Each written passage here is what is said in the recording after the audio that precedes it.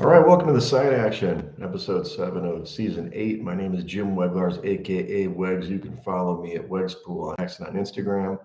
Follow us at Side Action Pod on X, Side Action Podcast on Instagram. Don't forget about our TikTok. I did put one up last week of Dalton's interesting face. As you can see, the Coop is not here. He is in Spain for work, which is great. Good for him. I haven't heard much from him because he's in a different time zone. So he'll be back next week. You can follow him at Mr. Grumpy Gills on X and at Dalton Cooper on Instagram. So let me recount my stuff last weekend, kind of a full weekend. Crazy situation with a new TV that I had to get. I hosted people for the NFL Sunday.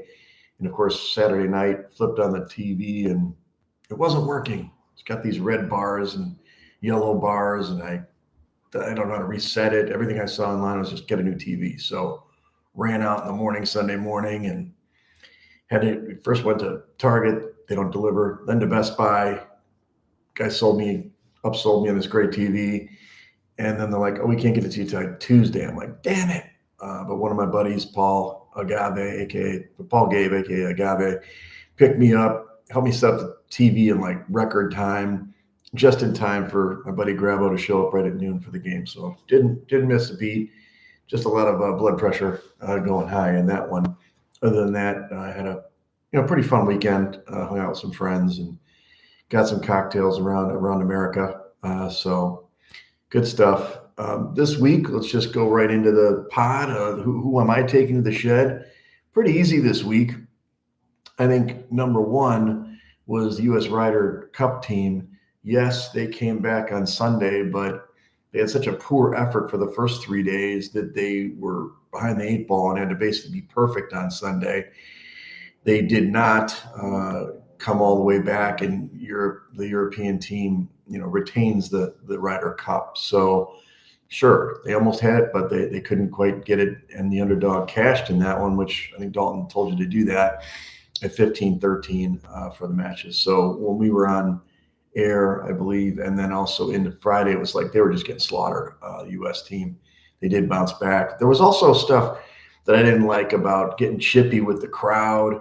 The crowd was like talking smack to like Rory, and then there was like one of the caddies crossed, I think somebody's line, and then there's some words exchanged. I mean, I'm glad that it's people trying to get fired up, but it is a gentleman's sport. I mean, you're not supposed to cross those lines. And how about just winning? How about winning? Maybe that was an attempt to get themselves fired up in that. But the other guy I'm going to take to the shed, and my God, this is an all-timer, and I don't know if I'm saying his name right, but wide receiver Adonai Mitchell, who's, for the Colts, he not only cost his team, and like we've seen this before, the old Deshaun Jackson running for a touchdown, flipped it behind his back before he crossed the goal line, no touchdown. We've seen people do stupid stuff. In this one, he had an amazing catch. Two Rams defenders ran into each other. He's gone. I've had that feeling of running again, but he I don't know if he tried to switch hands to spike it or do a celebration, but he lost the ball off his hands, goes through the end zone, touchback, so no touchdown at all. And then, which is horrible, right? Because that would have given them a pretty significant lead at that point. And then secondly, there was a Jonathan Taylor, like 50-yard run that goes up off tackle, goes up middle, called back for a hold by the same guy. They lose 27-20. Ouch. So 2 touchdowns off the board for this one guy. I was shocked he was still on the field after he did that blunder, but sometimes in the moment they don't focus on that. But I'd imagine there might be some team fines internally for that. So welcome to the shed. Figure out if you can hang out of the football. You'll be lucky to get back on the field this week. In Club Dub, little different scenario. We had a lot of big performances, and I'm first going to go with the rookie, Jackson Dart, for the Giants. And, I did pick this game. I think I talked about it last week. Didn't get it in our contest for Circa, but I did hit the money line for this one for the Giants as they took down the undefeated Chargers 21-18 in his first start. Dart was not, lighting up the scoreboard in terms of his stats, but he did have touchdown running, touchdown throwing, even though it was a little shovel pass. but he does manage the offense well. And in the end, they seem to be fired up to have him in the game. Whereas Russell Wilson, Mr. Let's Ride, I just understand for his whole career. And I look, I'm in love with his wife, of course, Ciara. Please, Ciara, don't get mad at me for saying this, but the bottom line is Russell's not a team guy. He's not a leader of men. I heard years ago when he was on the Seattle team that he didn't, when he people would text him about plans, Rich Sherman said that or something, that he would call back on an unknown number or something. He's just kind of a weird dude. And so I think Jackson Dart, even as a rookie, they'll take their lumps because he's a team guy. And so I'm happy to see him. Go ahead. Club Dub is at your disposal. Have a good time. And you can meet up with Dak Prescott, who is the other guy for me in Club Dub, who played incredibly against what was supposed to be a reputedly good defense in Green Bay on Sunday night without CeeDee Lamb. So you thought they might struggle. Oh, no. 316 yards, 3 touchdown passes, and a rushing touchdown. Now, it's a bit of a, just to steal from the deep dive guys, they call it like a shower fart game when it's a crummy game. This wasn't a shower fart game, but the result was a 40-40 tie. I mean, it's wah. What can you say? At one stage, early in the game, Green Bay had this game. They were just dominating. And then that blocked extra point, run all the way back for 2 points, which kind of flipped momentum. And then Dallas jumped actually on top by the end of the half. Besides the punt by Dallas on their opening drive, which I thought, okay, Green Bay is going to sort things out. Nope. 5 straight touchdowns by each team, just back and forth. And then Green Bay ended up kicking the field goal to tie because they ran out of time in regulation. And then obviously in overtime, both teams got the ball but settled for field goals. Anyway, get to the point. Dak Prescott, Club Dub, he's playing great. He is one of my fantasy quarterbacks. He's leading the league in passing yards, and he's just playing great. He's probably going to be comeback player of the year if he stays healthy. Let's talk about college football. Last week, week 5, this is more Coops Bailiwick, but I'll go over these games. The Illini got the win. You know what I mean? We were kind of dogging them after playing so crappily the week before with USC. It was a back and forth. Well, actually, they were leading most of the game, but they almost gave the game away. Did lose the lead, but hit the go-ahead field goal at the last second to win 34-32. So they got back on their winning ways for Illinois in that one. You've got Ole Miss. I just think that they played really tough, in this game against LSU and wins 24-19. Look, I'm not a big Lane Kiffin guy. I am not, admittedly. But this team, this year they actually showed a little toughness, which I know those Ole Miss teams, they've got talent, but not toughness. Jackson Dart from last year. So good for them for winning. One of the games in the Big Ten we highlighted was Oregon over, against Nittany Lions. We told you what was going to happen. James Franklin can't win a big game, and he didn't again. Now, it took 2 overtimes for Oregon to win this game, but I think there were some kind of fluky plays for Penn State at home in the whiteout. In the end, give Oregon all the credit in the world, winning 30-24 in this one, and easily covering. Obviously, they were the underdog in that one, so covering the number.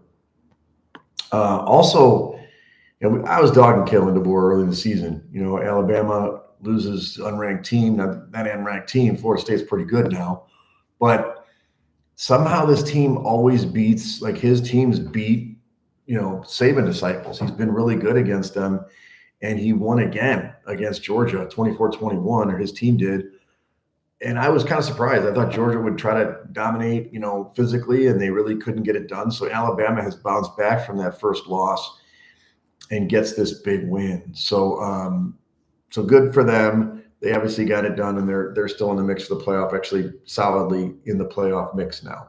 So, all right, let's go over this week's matchups. I don't have Coops picks, unfortunately, so we'll just have to go through these big games and talk through them. Not a ton of head-to-head matchups that matter, but there are a couple. We'll use this one because Iowa State's on top, Big 12 right now. So Iowa State at 5-0 is going to Cincinnati. The Bearcats are 3-1. Iowa State's the 14th ranked team. This is Saturday, October 4th at 11 a.m. Central. Get your day started.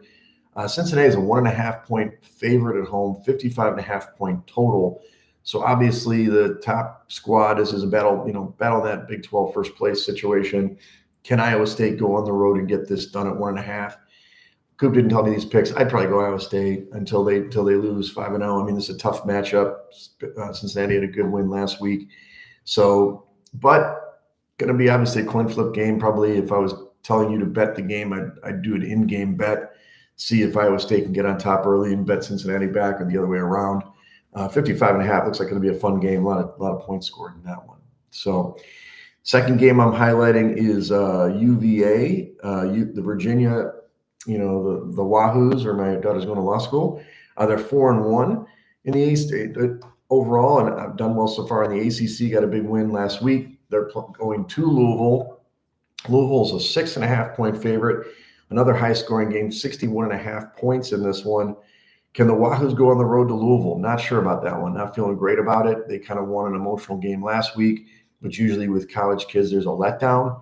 So I probably would side the Louisville side, but, pick accordingly on that. See how you feel on that one.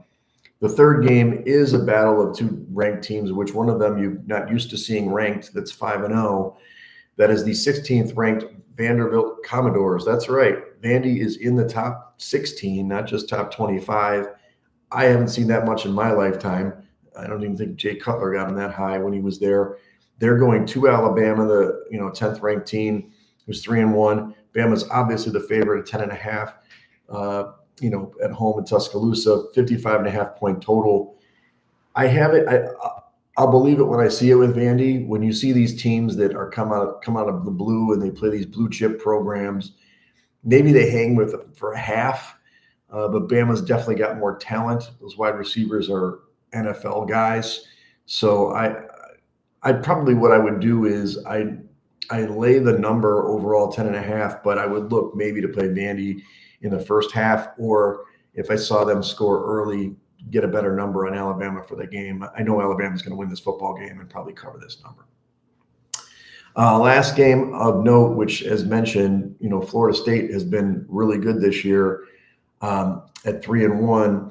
They 18.5, or I'm sorry, they're the 18th ranked team hosting Miami, who has just been a truck, and they're the third ranked team at 4-0. I don't know. Miami's my team. I think they're going to be in the national championship. I think we talked about it last week. I already bet them.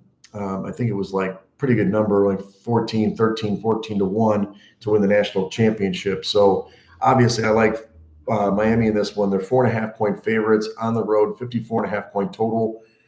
Some of my Florida State people might be angry here, but this is a great game. This is like the old days, back when I was watching college football in the early 90s. I mean, two great teams facing off against each other. I'm glad Florida State bounced back.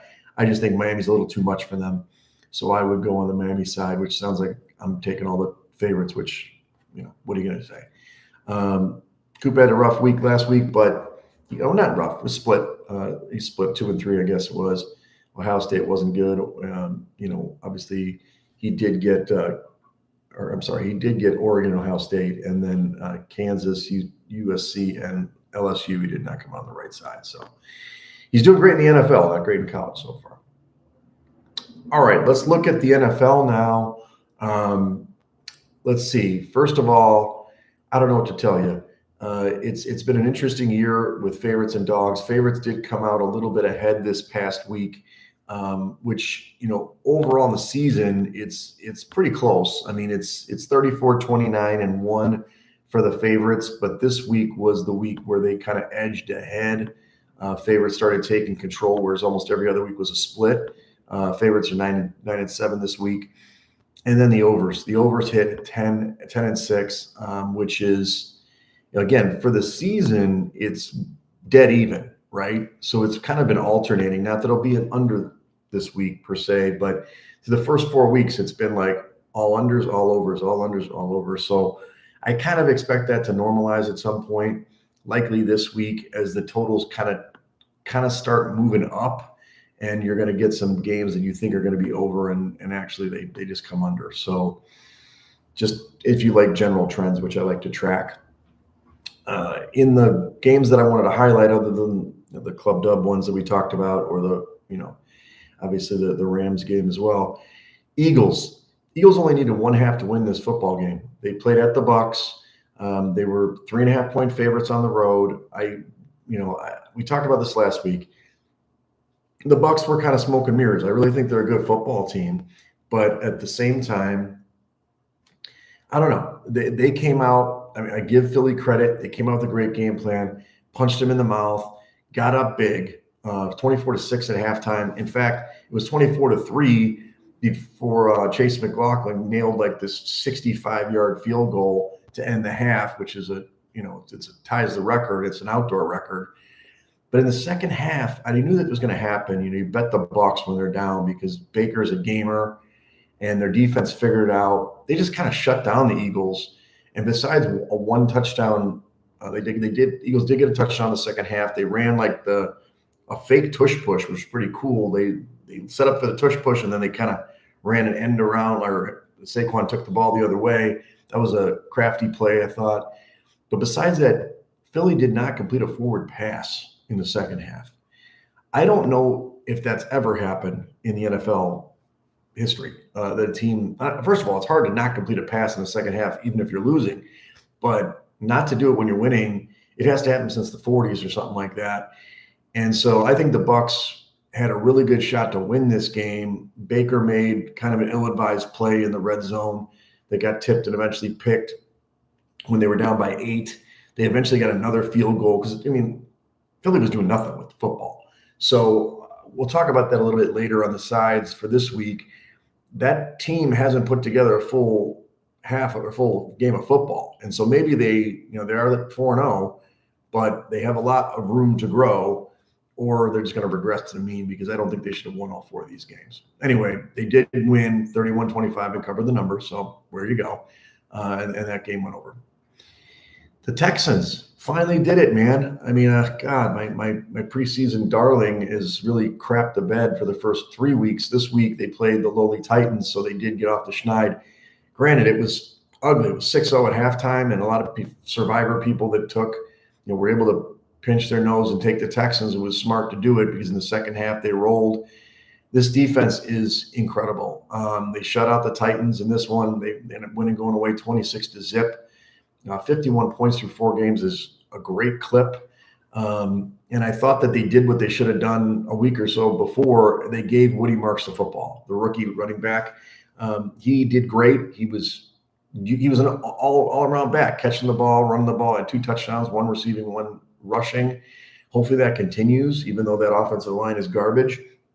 If they get the ball out quick to him and Nico Collins, maybe they can bounce back and in this division, but we'll see. The Chiefs, this is probably the biggest story of the week, besides, we talked about the tie. The Chiefs just pummeled the Ravens. And so the real question here, are the Ravens garbage, or they just are expectations too high?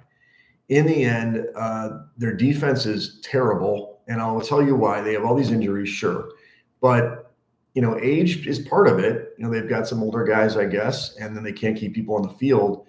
But that style of play where they're just kind of running, gunning an offense, and then it's a Big 12 game. Not to crap on the Big 12, but there's not a lot of defense out there using those Big 12 games.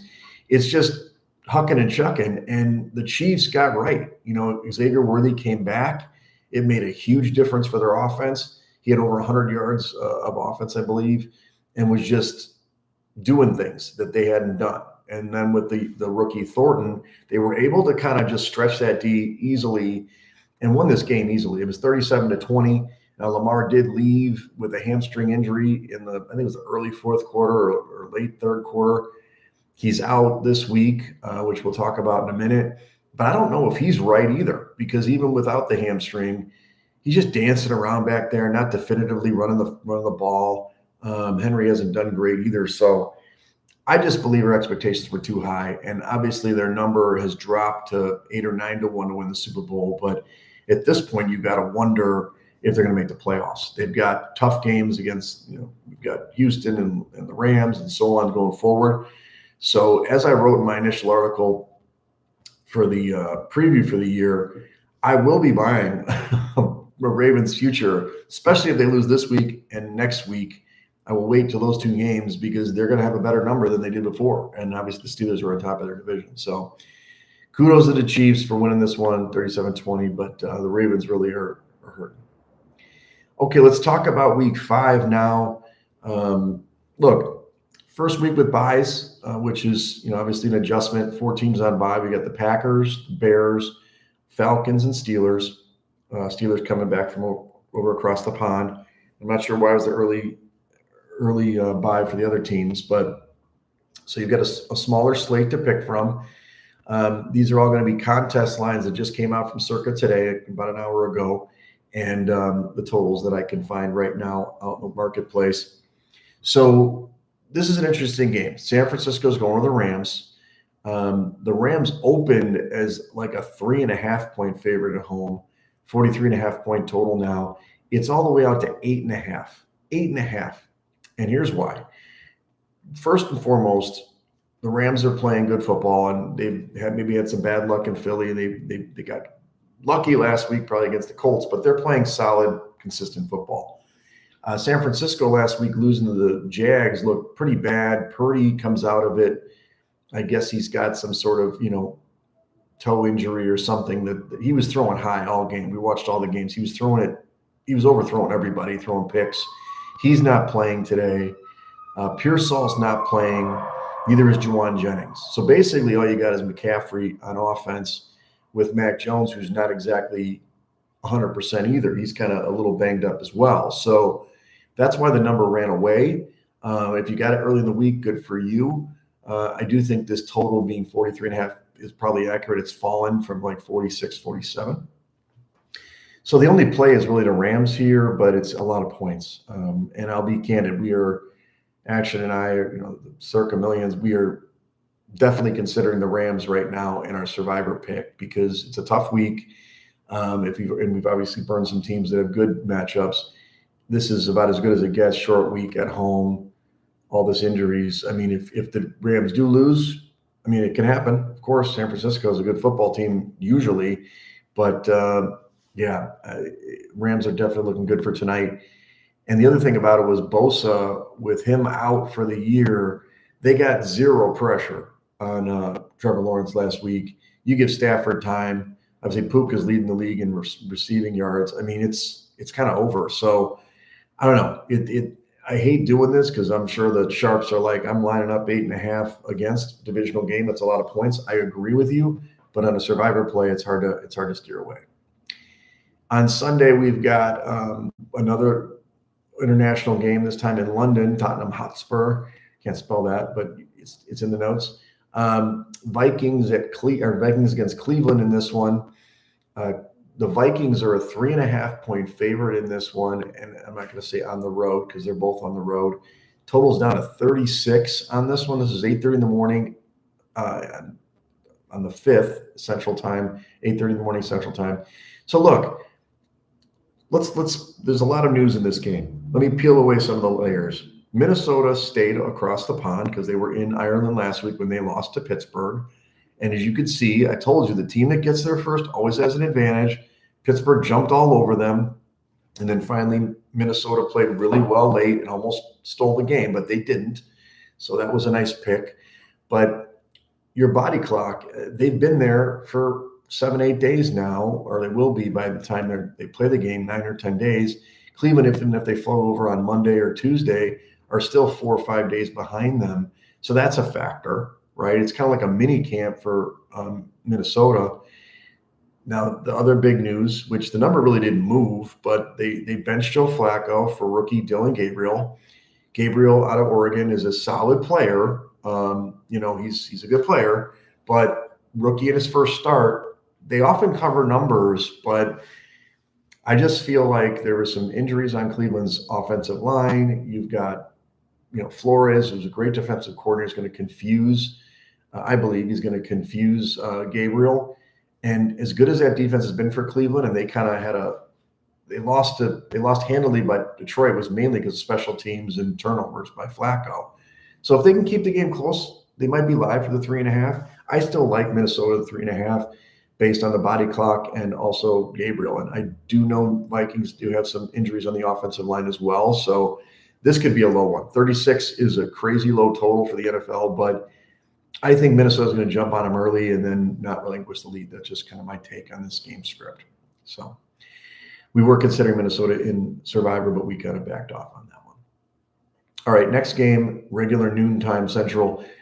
Dallas at the Jets. Dallas coming off the big tie is a 2.5-point favorite on the road, 47.5-point total in this one. The Jets lost on Monday night, had every opportunity to win. I think they did get jobbed by the officials a little bit. There were some pretty bad calls in that one, and they turned the ball over, and they still only lost by 6. Fields was pretty good. Garrett Wilson's a stud, and he made some amazing catches. I think the Jets are going to win this football game. It probably won't be on my card for the top 5, but the Jets, when you look at teams that haven't won, it's only really the Jets, the Titans, and the Saints right now. I mean, the Jets aren't as bad as the Titans, that's for sure. And the Saints have actually played pretty tough. We'll talk about them in a minute.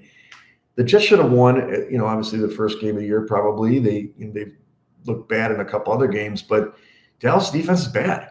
And as good as Dak has been, on the road is a different animal. I like the Jets here quite a bit. So there's a little dirty secret. I think the Jets will surprise them. And 2.5 is not a crazy spread to cover, but I think the Jets will win outright on that one. Let's go with one of the big marquees. We talked about Baltimore and their injuries, including Lamar. You've got Cooper Rush starting, and as a result, the line originally came out, I believe it was as high as 8 or 9 for Baltimore favored at home.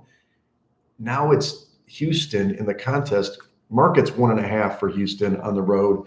Now it's 2 in the contest. I think there's more action that will come in on Houston. 40.5-point total, really low total for this. Huge move, 9 or 10-point move, depending on when you got it. For me, I loved Houston in this matchup going in because I think their defense is playing at a great level. Even with Lamar, I was licking my chops because I thought that if they wouldn't win, it would be really a competitive football game because that defense is so good. And Baltimore's defense sucks. Houston's offense is compromised, but their defense is so good, it's not going to matter who they play against. Now with Cooper Rush and some injuries, especially on the defensive side, I still would side with Houston. It's not going to be in my top 5 because the number just moved away. But when it was like 3.5, 4.5 for Baltimore, I was all over it, and certainly at 7 or 8. In the end, I think the total's a little low. I know that Houston's been an under team all season, and they definitely will do that in this one. They're going to hold down Baltimore's offense. They're not going to score 30 points in this one, but 40.5, as bad as Baltimore's defense is, Houston kind of got something going last week. I think over the 40.5. So I think this is more like a, 21, it's going to be a closer game. Maybe 24-20 is a final score, something like that. Okay. So we've got Miami going to Carolina. Miami finally won a game, and they're going on the road, and they're favored by 1 point in the contest. 44.5-point total in Carolina. Obviously, shame for Miami. Tyreek's out for the season. Gruesome injury, dislocation of his knee, tore multiple ligaments, had surgery the other day.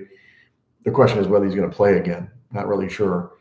To me, the question is, why is this team favored? I don't know. I mean, the Dolphins won, but the Jets gave them the ball 3 times, multiple penalties. Now you don't have your best receiver. Achan's certainly a really good running back, and that's going to matter, and Waddle too. They found something, with Darren Waller, who is already on injury report, but he had 2 touchdowns off the street. But Carolina, look, I'm not back. This was on my top 5 originally. I backed out of it because, the number, I wish it was a little bit higher. One's just kind of a coin flip. But it's Carolina or pass for me, for sure. And I think the number will be over. I think these defenses are pretty good. Let's get into the Colts, obviously coming off their first loss, coming back home, hosting the Raiders. Indy's a 7-point favorite at home, 47.5-point total. Will the Colts lose 2 straight games? I don't know. I don't think so. It was definitely one of the survivor preseason. I picked this as a survivor pick for Indy. Everybody, all the experts are talking about the Raiders, and it's freaking me out. So I don't know if I can get action to take the points against his team because the Colts, I think, are a superior team to the Raiders, but 7 points seems a little bit heavy, as much as they have covered numbers besides last week. Daniel Jones played fine. It wasn't his fault they lost. And the Raiders, let's face it, they should have beat the Bears. I mean, I'm glad the Bears won with the block kick, but they ran for 240 yards or something against the Bears, and Genti got right. So I don't know. I think the number's too high. So it'd be Raiders or pass here. It is in my top 5, Raiders plus the 7, just because all these experts are picking them. So I'm tailing a little bit there, but wouldn't be surprised if the Colts still won the football game. Let's go with next 12 o'clock game. We've got Giants at New Orleans. This is exciting. Ooh, it's kind of like the Miami game, Miami Jets on Monday night. New Orleans looking for their first win at home. 2-point favorites, 42 point total. And a lot of the steam has gone to the Saints. It was started at more like a pick and has gone up to 2. I'm not really sure about why that is. I mean, the Giants coming off a win, obviously maybe there's a letdown. Dart is its first road start. Rookies don't play well on the road, kind of like Dylan Gabriel in their first start. So I understand why they're favored. It's just, why did it move up from 1 to 2? I guess it's about the same number, but it's a little bit of money coming in on New Orleans, which is interesting. Here's the question. Will Spencer Rattler get his first win? I don't know. Now, I think Taysom Hill's back, if I read this correctly. That helps a little bit. It's not like the Saints are playing like dog shit. They actually played really good against the Bills last week. So I would side with New Orleans. They were on my card initially when it was like a pick, and I guess the difference between a pick and 2 isn't much, but 2 points is just, whatever. Circa believes it's going to run out to the New Orleans, and that's probably fair because of the Dart start on the road. Okay, another game at 12 o'clock, a lot of 12 o'clock games, which is cool, is Denver at Philly. Denver looked great against Cincinnati because Cincinnati's offense sucks now with Browning. But Denver's going to Philly. Philly's a 3.5-point favorite, 43.5-point total. So the real question you have to ask yourself in this game is Philly just holding back? Like they've got a lot more offense to play with against a quality defense. I think Denver needed to find their sea legs, and now they have. In the last 2 games, they've played much better. This last week was not a quality opponent, but they played good against the Chargers. I think they should have won that game. So I don't know. I really like Denver in this game. I think that I'm seeing in the market it's 4.5. So Circa's taking a stand at 3.5 that there's going to be money coming in on Denver. So I'd take the number in the market for sure at 4.5. 43.5-point total seems okay. I don't think Philly's defense is all that great. It's really the age-old question: can Bo Nix not turn the ball over? If he doesn't turn the ball over, I love Denver. But if Philly actually puts 2 halves together and plays hard, like I put in the article, they'll win this game and cover. So it's ultimately probably a stay away for me. I've got it as my 6th pick, so it's not on the cut line for the contest. But I do like, on paper, I do like Denver. I show them as a better football team in the index, mainly because the Eagles' offense hasn't done that much, right? They don't have to with that defense. So I don't know. Tough game. Maybe it's just a stay away in the end. Let's move to the 3 o'clock window. First, we got the humdinger Tennessee at Arizona. Arizona's a 7.5-point favorite, 42-point total. Obviously, Tennessee's still looking for that first win. I will say, if you do have Arizona in the Survivor contest, did you play in? Great play here. We've already burned them. I've burned them in all my Survivor picks, so I'm SOL there. Tennessee has not looked great. I think if they lose by 20 in this game, they'll fire the coach. I think he's on the way out. He's definitely the leading candidate to get fired in the NFL right now. So Arizona has not done great to cover big numbers. I mean, they covered against the Saints in week 1 barely. They did not cover against Carolina in week 2 because they let them roar back. And then obviously they have back-to-back losses. So I understand they're going to win this game because I don't think they're going to lose 3 straight. Are you comfortable with the 7.5? Yeah, probably. It's not a play for me. Total 42 seems a little light. So I'd probably go over. Next game, Tampa at Seattle. This is a pretty exciting game, actually. Baker's just playing great. Obviously, Ibuka, right now the Rookie of the Year favorite, is playing awesome. Godwin's back. Evans is not. So they're fairly healthy. But Seattle finally won a game at home 2 weeks ago. They won a game, and they've on extended rest here. 3.5-point favorites at home, 44.5-point total. This is the game that's going to tell me how good Seattle really is, because they played a New Orleans team that we know that they're not that great. They played an Arizona team on a short week, and they played good early and almost gave up the game. Tampa's a real team. It is the longest travel between two NFL teams, possible. So I don't like it for Tampa. It's a bad spot, so I understand the number. I just don't love the 3.5, but I did put it in my top 5. I think Seattle's going to win this game. Please, Ridgeway, let your team come through in the clutch and play the defense they've been playing and not Sam Darnold it. So I'd lay the number with Seattle in this one, even though I love Baker for MVP. All right, last 3 o'clock window game. This is right, yeah. Is Detroit at Cincinnati. This was supposed to be a marquee game. Detroit going to Joe Burrow land. Detroit is a heavy 10-point favorite, 49.5-point total. It's about as big a road favorite you're going to see in the NFL, and against a team that we thought was going to make the playoffs. Here's the thing. They didn't lose by 30, but it was close. Cincinnati got embarrassed, although it's 2 weeks in a row. Can they put up another dud at home? I just think they got to find another, alternative to Browning. Browning isn't the answer. He's not mobile. He's not a great arm quarterback. Everybody's getting frustrated. I believe Zach Taylor should get fired. I think he's garbage. So it's certainly a Detroit, survivor play if you feel like if you don't need to save them like we do for Thanksgiving and Christmas. But 10, I think, is a little too much. I think somehow, some way, they're going to have to figure out how to get the ball to their playmakers and stay within this number. Detroit's defense is not great. Yes, they're the highest rated team in my index right now because they've gotten to play some teams and steamroll them. But I think, Cincinnati's defense isn't great either. But I don't know. I just think that 10's a lot of points to lay on the road in the NFL ever. So I would take the points if I had to. They're not on my top 5 for sure. All right, let's get to Sunday Night Football. Washington at the Chargers. Chargers are 2.5-point favorites, 48-point total in this one. Daniels is supposed to start. That's why the number came from like 3.5 down to 2.5.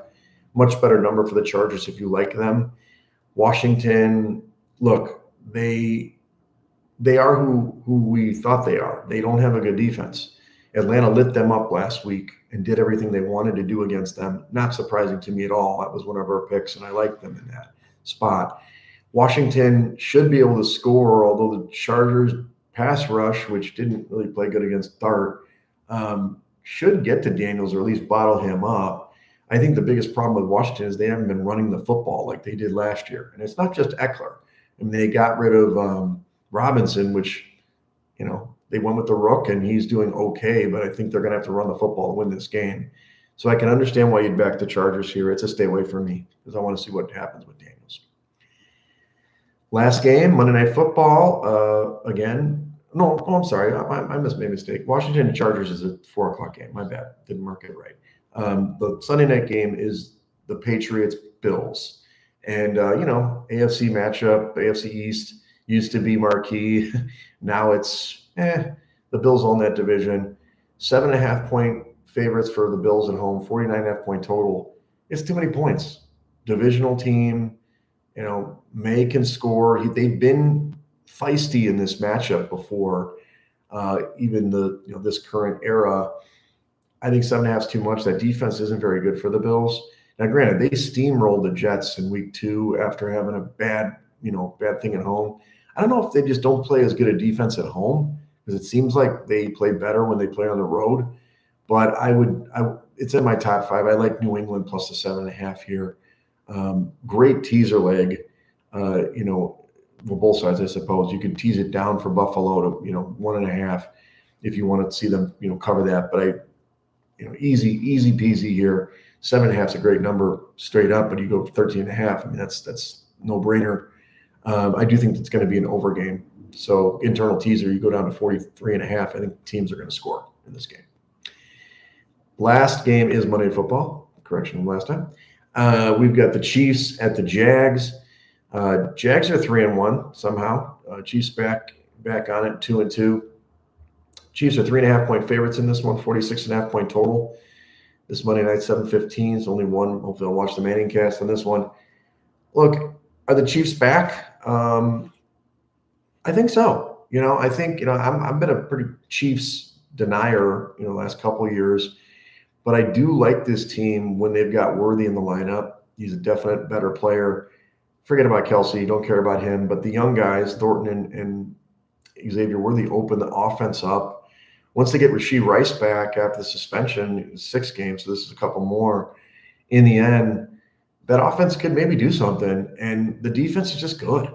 And I think they showed it last week. The Jags have been, they really should be 4-0, but they make big mistakes in critical situations, and they've been able to still win games because of it. They're not going to do that against a Spagnuolo defense. They're not going to do that against the Andy Reid offense. So, like 3.5 for the Chiefs here. They are in the top 5 for me.